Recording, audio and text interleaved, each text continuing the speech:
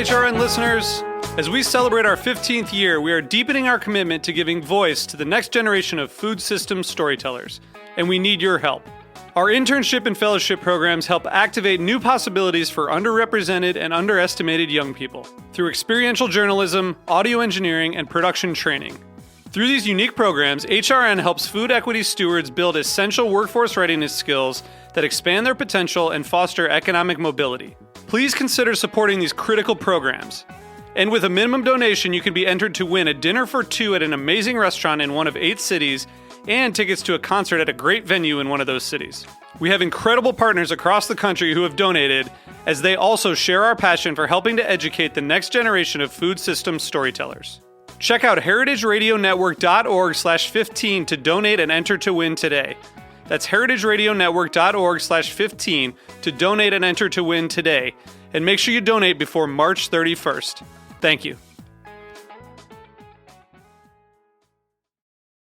My Family Recipe is a new podcast from Food 52 and Heritage Radio Network, bringing you cherished heirloom recipes and the stories behind them. Listen and follow wherever you get your podcasts.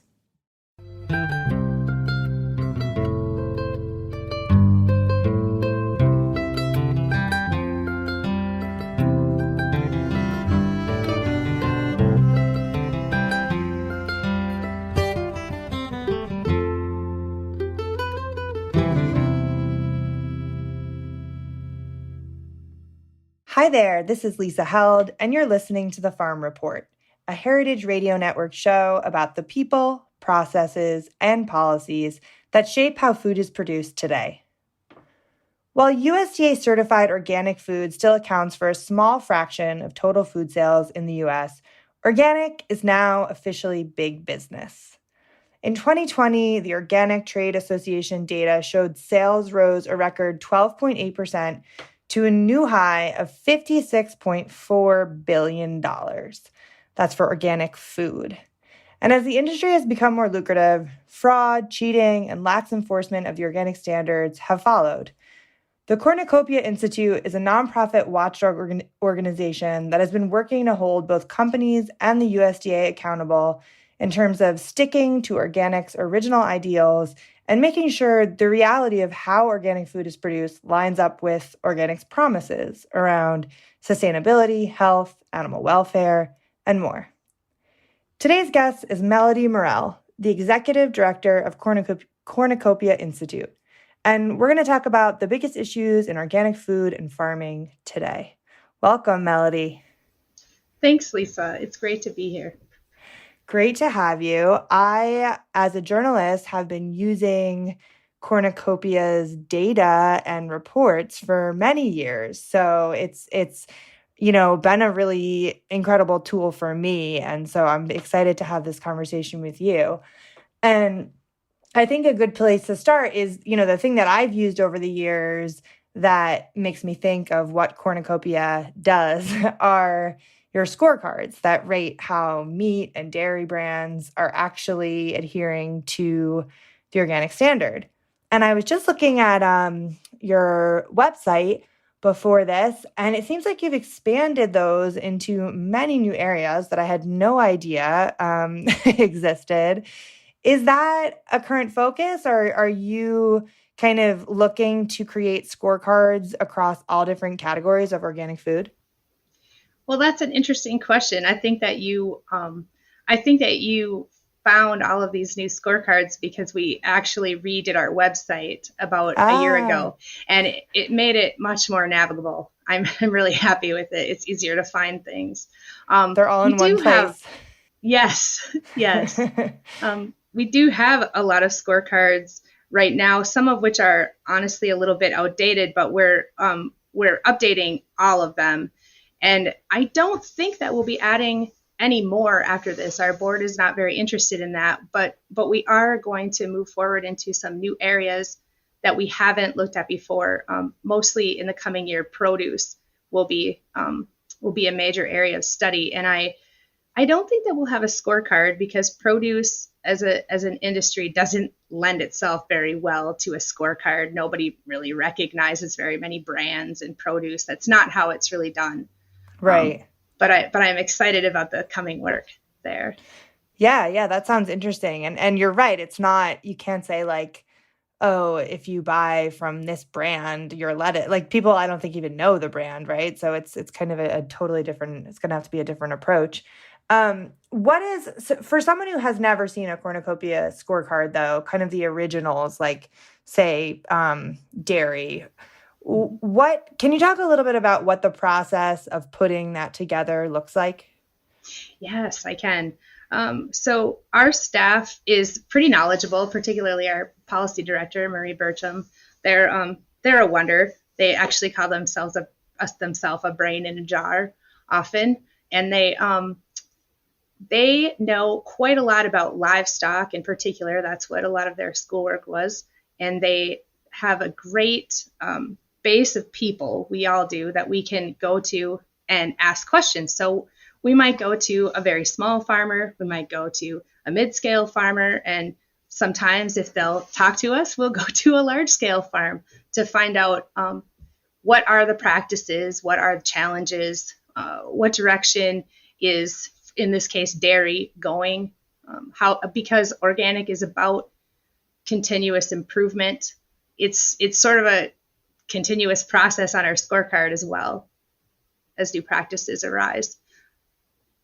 So we understand the issues, and then we send out surveys to all of the operations that we know. So we'll use the National Organic Program's list of certified operations, and then contact and do some homework, because never do those addresses match up, honestly. and so we'll go hunt these people down sort of and ask them to fill out our survey. And often it takes quite a lot of asking, quite a lot of phone calls, but eventually we end up with a good enough number to start the scorecard. And then we go back to the operations that have not responded, and we do our own homework. That's a new thing at Cornucopia. Previously, we would just give them like a 0 or a 1 on the scorecard. If you don't answer, then you're not transparent. But it's become incredibly clear to us that quite a lot of small farmers are just too busy to stop and take a survey, or they're not checking email, or it's just all of the communications problems that we all have.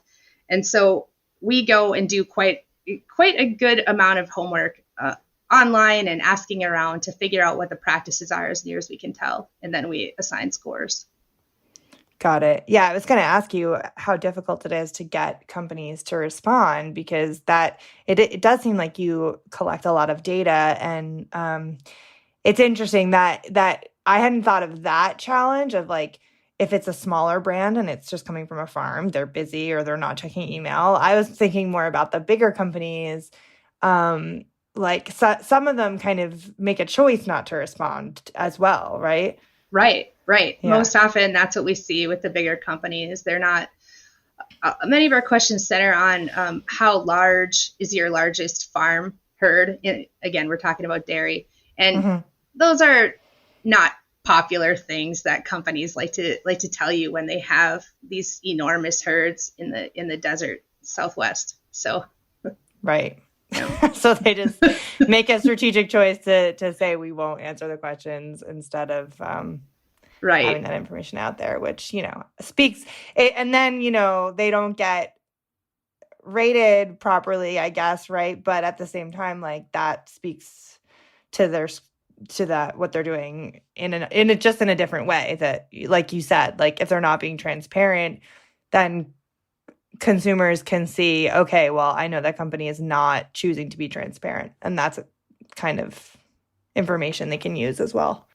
It is. And we do also, ideally we would be going to all of these operations and visiting. That's not very reasonable, given that we're a staff of 8, and also the pandemic has made travel just not a choice for most of us. And so we have flyover images from, now it's been some years since we took them, but we also have Google Earth at our fingertips, and we're working on some other sort of artificial intelligence ways to get at what's happening on these operations. And I I guess I would never feel like I'm misleading a consumer by giving those gigantic operations a one, a rating of one. No.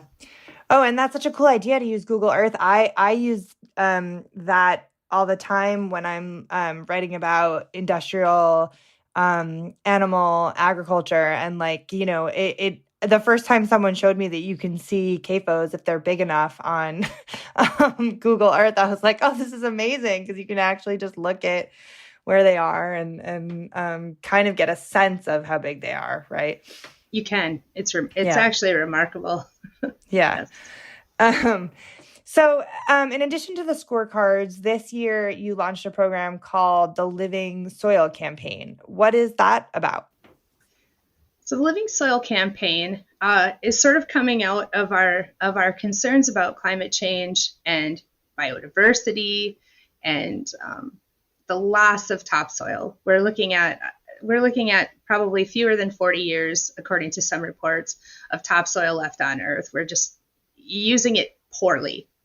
And so the Living Soil Campaign is all about drawing attention to the fact that soil that has not been abused terribly is in fact really alive. I just recently picked up this fact from NRCS that something like up to a ton of bacteria may exist in 1 acre.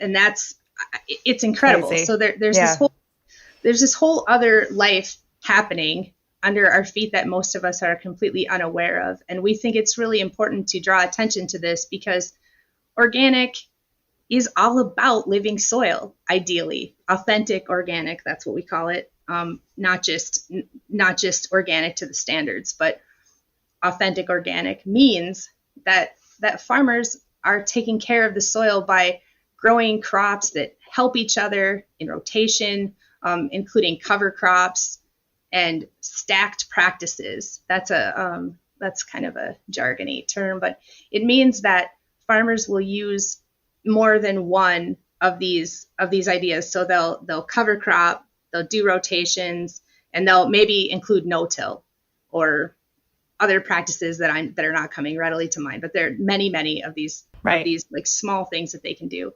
And when you use stacked practices, you see the soil life really, really grow. It's like our vice chair at Cornucopia has this really great metaphor about this. And she talks about how when you spray glyphosate on the Roundup, when you spray Roundup on the soil, on the land, it will kill not everything in the soil, but it will kill some number of things in the soil. So what you might end up with is still maybe a lot of life, but it's not as wide a variety of life. So she compares it to like in the ER, if you wipe out all of the doctors and you've only left, nurses and orderlies, you have kind of a mess down there. And that's what we're seeing. So living soil is crucial, and you will see more about it. It's still an unfolding program. We're hoping to work with a few other organizations, and it's been an interesting year of really study for our policy team. I think it's really interesting because organic for a long time the organic industry in particular has leaned really heavily on health as a reason for buying organic food, right? And I think that's been strategic because there's, statistics that say people buy organic food because they had a baby and they're concerned about residue, right? Not to like discount it. I'm like, because they had a baby.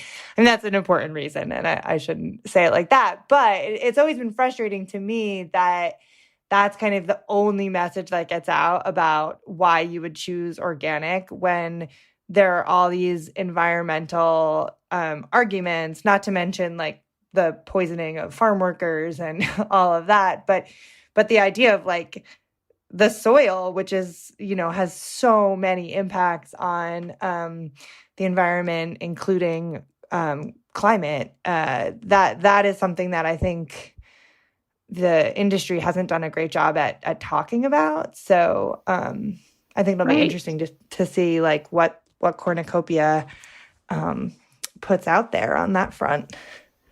Yeah, thanks. I think it's interesting too. what we're seeking to make clear to people is that I think that we all have a pretty reductive idea of how the world works. Like we think of our food like, okay, it's produced and then somehow I get it. And I think most people don't give it a lot more thought than that. But really, organic agriculture is all about systems thinking. So everything is in a system, and soil health is impacted also by biodiversity and vice versa. So it's all working together. We need to have lots of different things growing, and we need to have lots of different things living on the land. And we need to have, we need to have a breadth of things that we actually ultimately eat.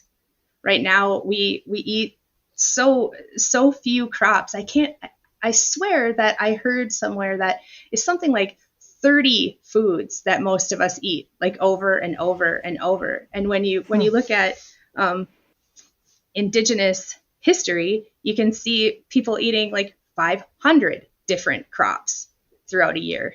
And I think that that's a piece of it. So it's all a big learning for all of us, how to think about food production. And I really believe in organic. Amazing. All right, we're going to take a quick break. When we come back, we're going to talk about organic policy.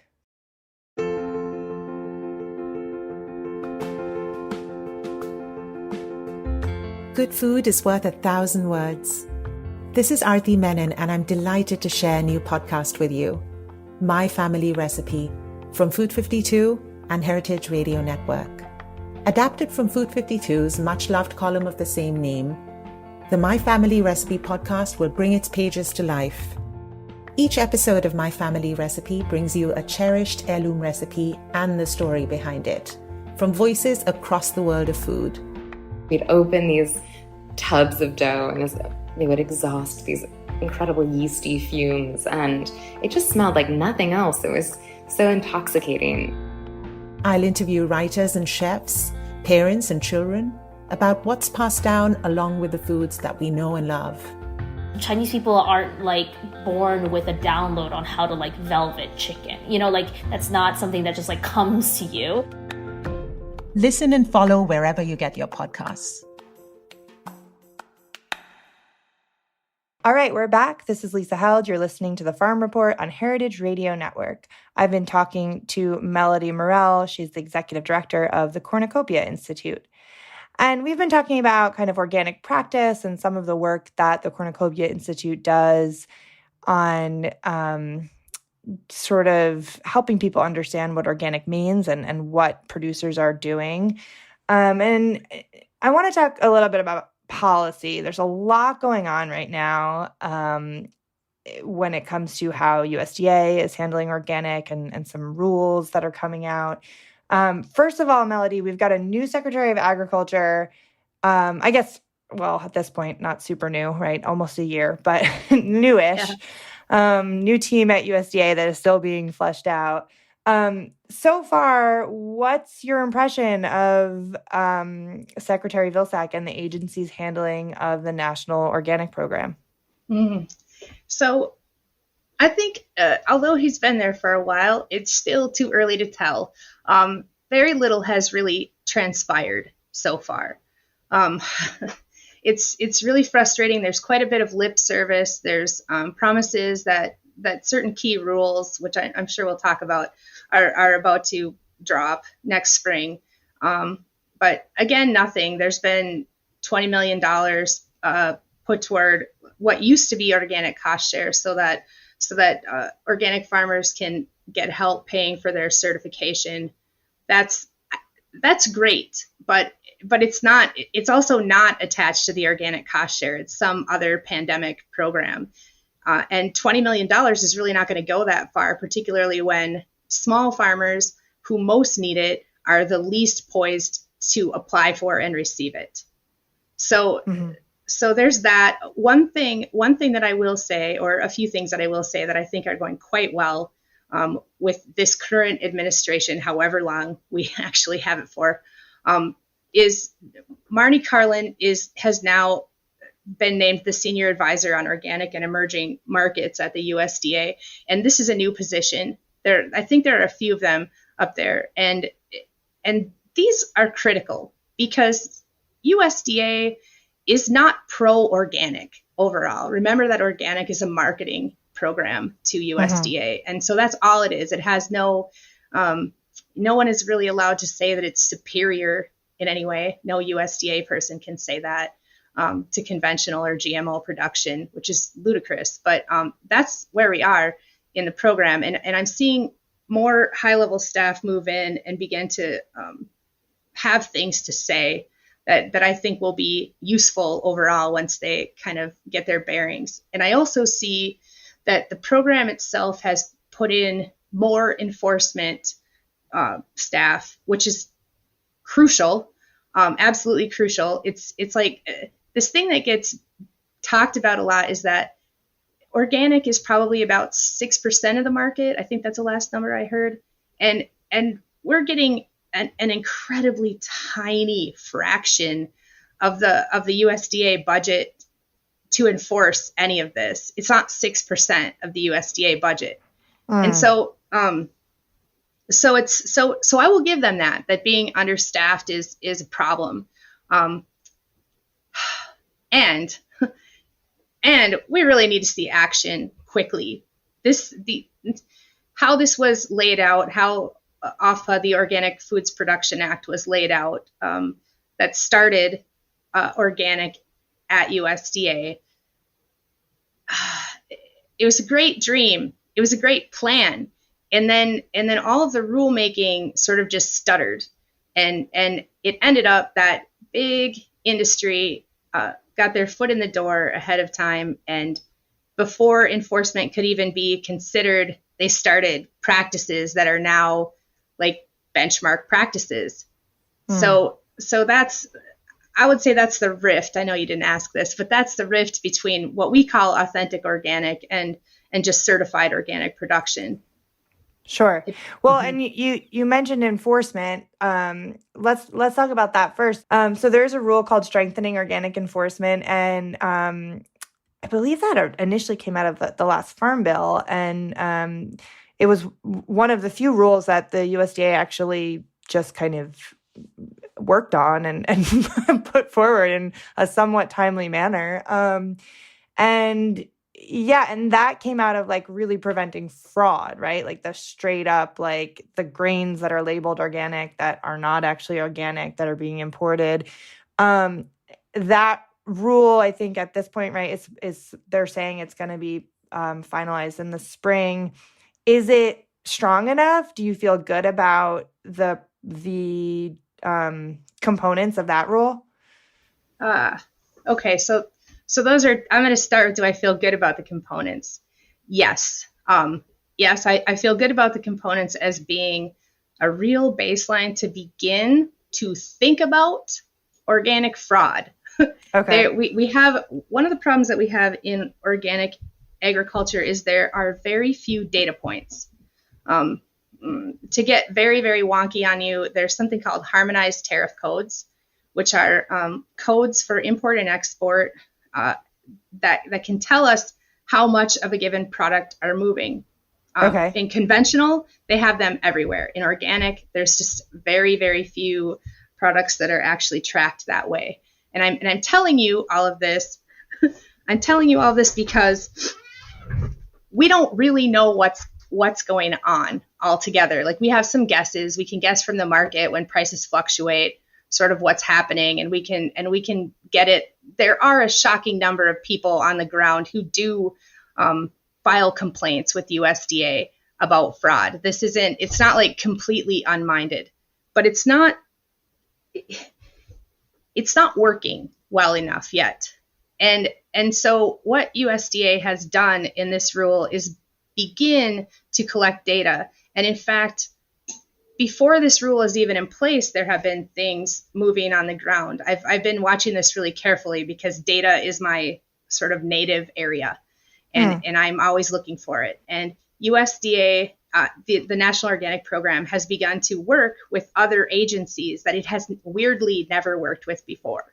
So now they're working with Customs and Border Protection. And for the first time a few months ago, they actually were able to stop a shipment at the port. This has Wow. never happened. So things are moving in that way. There's progress, but it's painful and slow. And this ultimately, this rule is not going to be the be all end all for fraud. It won't be. It's just a foundational piece, and it is needed. That's what I'll say about that. Sure. So that one, I think, like I said, kind of, at least the process was kind of straightforward.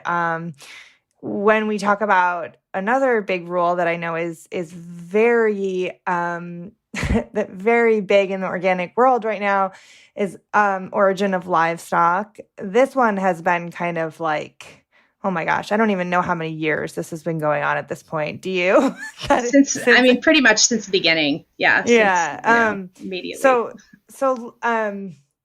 Well, let me try to explain briefly what it is, just in case people are listening that don't know what it is, and you can correct me or add anything if I get it wrong. So origin of livestock is essentially this rule that would correct a loophole in the organic standard that allows bigger dairy operations to swap in dairy cattle that have not been raised organically from birth. I know that's kind of an oversimplification, right? But would you say kind of sums it up? Yeah, that's right. And I'll add that it's a problem because some of the giant operations milk their cows 3 to 4 times a day. This is not good for cattle. They burn out very quickly, and they just don't live very long in that case. And so they're just moving through cattle so rapidly that they need to transition new animals in. And instead of relying on their own animals, which if you raise them from birth or, from the last of gestation, it's expensive to do that. Right. We're talking about organic feed and all the things. And if you can just go buy a heifer who's ready to produce milk that has been conventional, you save yourself a lot of money. And that's part of how the price of milk, that's one piece of how the price of milk has been forced down. I know consumers are excited about it, but really what it means is not great for organic integrity. Yeah, no, I'm glad you added that, because that kind of describes why it matters, right? And so this rule that is supposed to fix this loophole has been in the works for years and years. And the crazy thing about it is that it's got pretty much universal support among all the organic advocacy groups, right? Even the organic groups that Cornucopia Institute might not align itself with on other issues are pretty much all aligned on this rule. And yet it's still taken forever to actually get it finalized. Why do you think that is? Oh, I think there are a few things here. The chief one, this is just me guessing based on some things that I've seen and heard. So to be clear, USDA has to actually look at, when they make a rule, they have to look at an economic analysis, which is a really nebulous operation. We really have no idea how they do it, who they're talking to. Obviously, they're talking to the big players in the industry. That's a big piece of the economic analysis. And they also want to make sure that there will be organic milk available on shelves across the country. These are real concerns. But so what has happened is that process of transitioning in conventional animals to these operations became so ubiquitous. Basically a very tiny number of organic dairies in this country provide most of the organic milk. It's something like, I think it's 25 dairies. I just did this data analysis. It's like 25 dairies do something like 75% of the milk in the country. So the economic right. Yeah. Okay. Organic. And organic milk. And so that obviously slants USDA's economic analysis toward those players. And they're slow to move. And so now what we've seen, to get back to the rule, is in the interim, at least Aurora Dairy down in they have a few operations in Colorado and so forth, but they have begun to factory farm heifers. So they are actually organic from the third period of gestation, but they're not. It's like a factory situation. Is it better? Yes, right, technically, but it's not what we were looking for. And so in my opinion, origin of livestock may or may not really help. I'm not sure how many of these operations are doing something like this. There are now quite a lot of organic cattle around, and it feels like they just kind of beat the system before the rule is going to land, honestly. That's crazy. I hadn't heard that. Well, then so that's an interesting point that relates to another set of rules, which is the oh my gosh, what does OLPP stand for? I just lost the Organic Livestock and Poultry Practices Rule. It's a really big mouthful. So many abbreviations in policy that I that one just kind of escaped. It just vanished from my mind. So that rule would sort of correct some of the problems in organic related to animals being treated properly and being outside, right, on pasture. So if that rule that set of rules does actually move forward and get passed, would that then, maybe in conjunction with the origin of livestock thing, it could help with these mega dairies, because there would be more enforcement of allowing cows out on pasture? It really has less to do with cattle. That's sort of a separate issue. There are a few bits of animal welfare in there for cattle, but the headline there is more in poultry and in swine to a lesser degree. But poultry have been really shortchanged. There is no, although they need access to the outdoors, that's the only part of the rule. That outdoor area does not need to be certified, interestingly. And it doesn't need to be any particular size. So the first iteration of OLPP that actually did pass, and then was rescinded by the Trump administration, would have helped with quite a few things. It would have actually ensured that they were going outside. There could no longer be porches for poultry, and it would have made sure that there was vegetation on the land as well. So it's not just like this desertified. If you've ever seen what chickens do to a yard, it's remarkable. And you need to have, they'll just destroy all of the vegetation. So you need to actually care for it. And this rule at that point would have done that. So what I understand is that they did not, for whatever reason, they did not go forward with that version of the OLPP. It's in rewriting right now, and we're very curious what that will look like when it drops. How will it be different? I really have no guess about that. I think it probably will pass, and I think it will help some of these issues that we're seeing. And there's a lot more to do for both dairy and poultry. Yeah. Okay. I can't believe we ran out of time already. There's so much that we could continue to talk about, but the thing I want to ask you about before we wrap up is, for the past few minutes we've been talking about these very wonky rules, kind of the inner workings of USDA policy and how it affects organic operations. It's kind of the nitty-gritty, and it's not like super glamorous, right, to talk about.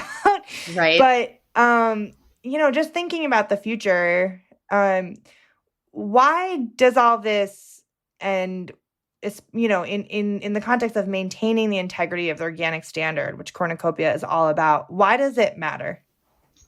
Oh, it matters because what we saw in the pandemic, and as we're watching in the climate crisis, there's a lack of resilience in the soil, in the biodiversity, all of it. We're in trouble, honestly. And the standards hang on to all of those foundational precepts of health. So if we allow the standards to slide off, I feel like I feel like kind of all is lost. Organic is the gold star. Organic, not all production is organic right now, but it is like the thing to shoot for in terms of climate health and in terms of like antibiotic resistance. That's another problem that we have. It's like potentially another pandemic could unfold due to the way that we do conventional livestock care. And so that's why I think the organic standards are crucial. Absolutely. Well, thank you so much for coming on the show. Thanks. It was great to be here. And thank you all so much for listening to the Farm Report on Heritage Radio Network. If you enjoyed the conversation, please subscribe to the podcast, rate it, and share it. Until next time, this is Lisa Held.